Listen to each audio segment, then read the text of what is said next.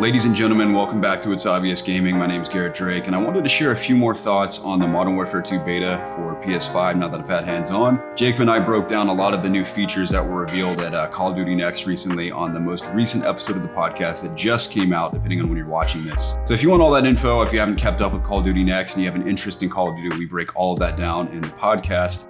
Got to play about 15 hours worth of the beta. So I'll start with gunplay and mechanics overall. Gunplay feels interesting on controller. I haven't played Call of Duty specifically on controller in quite a while. It's been at least since 2017 or 18. I can't remember the last Call of Duty I played on console, but I've played Modern Warfare 2019 over the years exclusively on PC. So that's what I'm most looking forward to, is the crossplay beta this upcoming weekend. But on PS5, if you have the DualSense features on, it's definitely immersive. It feels incredible. I love what Infinity Ward's done with the adaptive triggers and of course the haptics. Even the cool animations when you inspect your weapons all have haptics in them, and it just feels very immersive whether you're swapping weapons, reloading, of course firing. It's very cool, but it's ultimately distracting because I immediately started playing better when I removed those features and I just turned them off completely. There is a whole lot of recoil in this game, which isn't abnormal. We've had Call of Duties here and there over the last decade that have had varying levels of recoil. And it is a bit more manageable depending on your attachments, but it doesn't feel bad. I mean, it feels like Call of Duty to me. It just feels a lot more grounded and intense. There's a whole lot of suppression with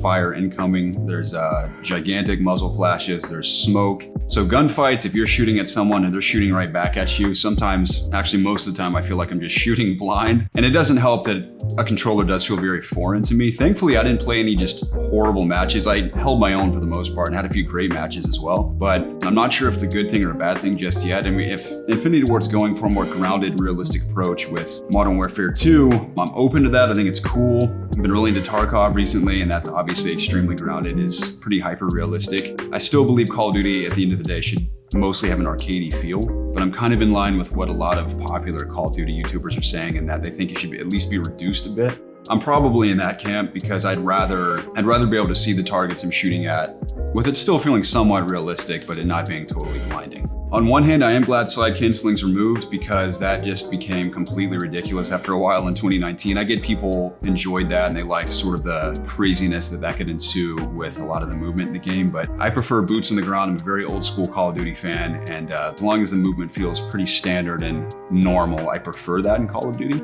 That being said, with the current time to kill, a bit of a slower pace in game, a lot of people are camping, and I can't really blame them because the footsteps are pretty loud, just as everyone's saying. There's a big debate right now on whether or not Dead Silent should be a perk that's equipable within your first slot rather than it being a field upgrade. I personally think the sound design is phenomenal in the game. I don't really mind the loudness of the footsteps, but it is kind of a bummer that since you can hear everyone all over the place constantly, you sort of are encouraged to slow down a bit. I'm totally down for slower paced gameplay, but because of that, a lot of people are camping corners, camping hallways, camping up in high spots, just waiting to hear footsteps so they can pick off the person first. So that being said, I think it's mostly an issue with game modes like Team Deathmatch and Domination. Classics, of course, but they've never been my favorites in Call of Duty because the spawns have always just been completely insane. People are always behind you or to the sides of you, and it's hard to predict where people are gonna be. Of course, you can learn the maps really well, you can learn the spawns very well, but in game modes like that, it's ultimately pretty unpredictable. So I've mostly had fun with some of the new modes like Knockout. Prisoner Rescue is definitely the most fun I've had. Jacob and I actually got to play a couple of matches the other night and just had a blast with that. And of course, Search and Destroy is always a good time.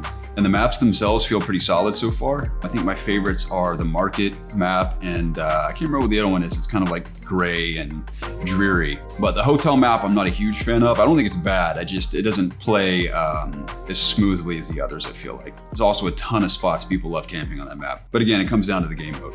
I think the new edition of Gunsmith is sick. I love that you can unlock an attachment from one assault style weapon and it's compatible with all the others. It's a lot less grindy. And I'm still a little indifferent on the perk system. On one hand, I like that Infinity Ward's trying something new. I think it's interesting that you can pick two of your favorite perks that you start the game with and you progressively unlock, whether through its allotted time or score, you unlock your subsequent perks throughout the match. And on paper, I think that works. It's been fun in game so far, but a few others have made great points in saying that if you come into a game late, which isn't normal, I mean, 9 times out of 10, you're starting a match fresh, but in those cases that that you are jumping into a match midway through, you're already at a disadvantage because people have already progressed their perks up that tree while you're starting at the beginning. And there's a way to compensate for that. For example, if you come in mid-game, it just automatically slots your time up to wherever everyone else is, so you're on an equal playing field with everyone. I'm still down for that. It kind of plays into how the mini-map isn't as old school as it used to be. I know 2019 also didn't have red dots in the map when people were firing. It's been a little different in Cold War and Vanguard, but that isn't a huge deal to me. I get why people want it. Everyone's made great points in saying that it just